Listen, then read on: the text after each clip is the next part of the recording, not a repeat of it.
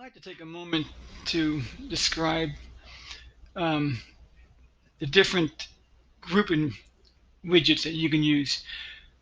So you can group your form controls in a more organized manner. So there's different widgets that you can use for grouping purposes.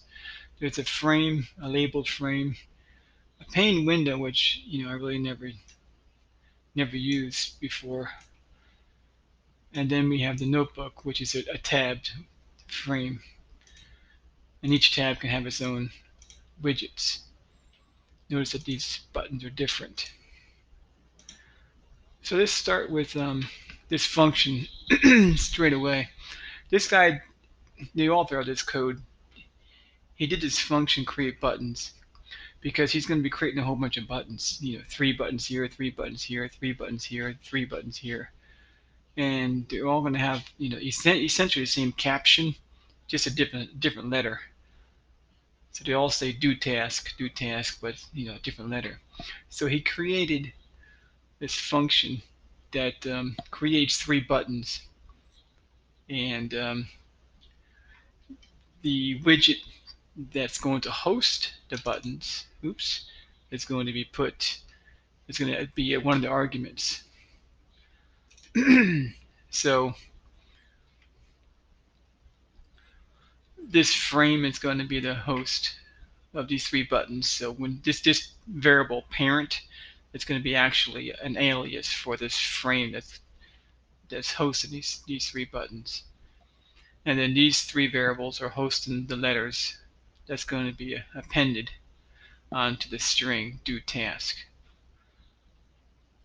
So this function just creates the button, puts it on the host widget, and then sets the caption of the button, and then it puts the button on the grid in a vertical fashion. So row 1, 2, and 3, but all in the same column.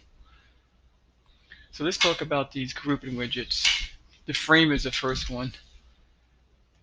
So here he's creating the label. That's this label right here. It says frame. So he's creating this label.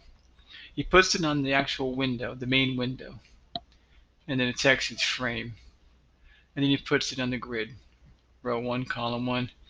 Sticky tk.w means stick it to the left of the column. So make sure it's all the way to the left, kind of like left align. Pad y means give it 3 pixels of vertical padding. So there's 3 pixels above it and beyond and below it. And then he creates a frame. So here's the frame using TTK. You can Google what's the difference between TK or tkinter and TTK. Feel free to do that. I think TTK is more configurable. So he creates a frame using TTK. He puts the frame on the main window, gives it some kind of relief of sorts, a ridged relief, and then he puts the frame on the grid in row 2. So that's this row. Column 1, sticky with the TK east, west, north, and south means kind of fill up that column, if I'm not mistaken. And then you want to give it some padding, and horizontal padding and vertical padding. So he has 30 pixels to the left and right of it, and 4 pixels on top and bottom. So there's your 30 pixels. That's why it's not all the way over to the left. He told it to fill the column with the east, west, north, and south, but then he gave it some horizontal padding. So now this frame is not labeled, so I think you guys will like the labeled frame better. So let's go back to the code here. Let's make this a little bit like this. Here's a parent. When he called create buttons, here's the parent. That frame 1 is that frame that he created. And so that frame 1 is the parent argument up here. So all these 3 buttons went onto this frame, and with the ABC appended onto that string. Now comes the labeled frame. The labeled frame I think you guys will like as well. He's creating a label here. That's just this label. Puts it on the grid. And here's your labeled frame using TTK. Again, he creates a, a labeled frame, puts it on the main window, gives it some text, so example label. So that's this guy right here.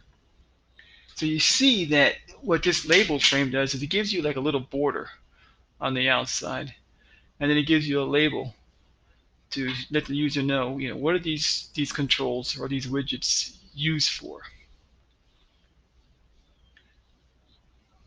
He puts the labeled frame. It's called frame 2. He puts the labeled frame on the grid in row 4. In row 4. He wants it to fill the entire column, but he does give it 30 pixels to the left and right of it as well, the same as the frame above it. And then he calls create buttons, and he sends it that labeled frame to the create buttons and the letters DEF to be appended to that string. It's good to use these frames to host your widgets, because you can remove the widgets during runtime. Like, what if you had a drop down list for like an area of various different two-dimensional shapes, and you click on square, you want just a text box to enter in one side length, and then a calculate button. But if they clicked on triangle in the drop down list, well, then now you want your GUI to show 3 text boxes for the 3 side lanes. So there's a destroy method that will remove the widgets from a frame, and then you can redraw the GUI in a method. All right, let's get back to it. The notebook one. Let me skip this pane window, because the notebook one is important as well. I think this is. I want you guys to use this as well. So here's a pane window, and here comes the notebook. So here's the label. See, that's this label. Puts it on the grid. Now he's creating the notebook. All right, I wish he would have called it notebook. Something, something with notebook inside the variable name. He puts the notebook on the main window, puts it on the grid in row 4, but column 2 this time, excuse me.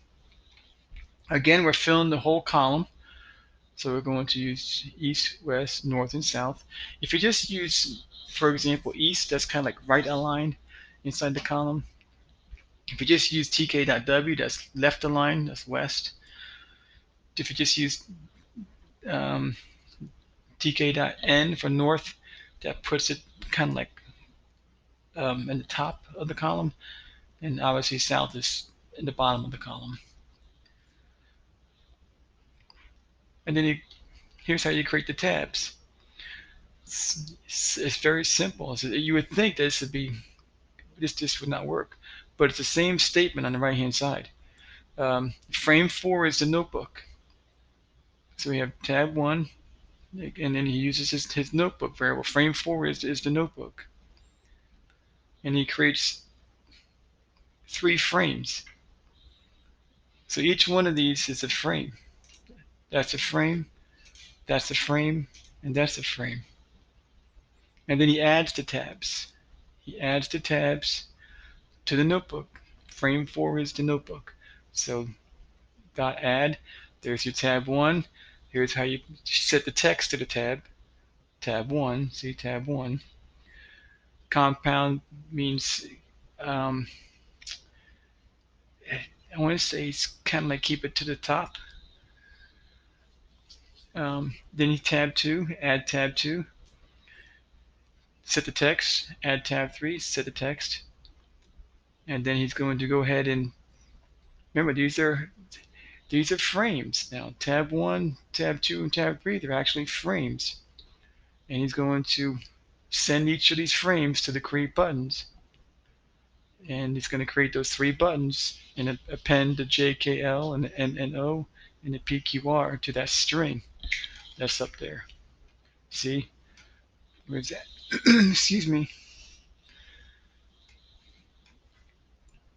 I gotta find the create buttons. Here it is.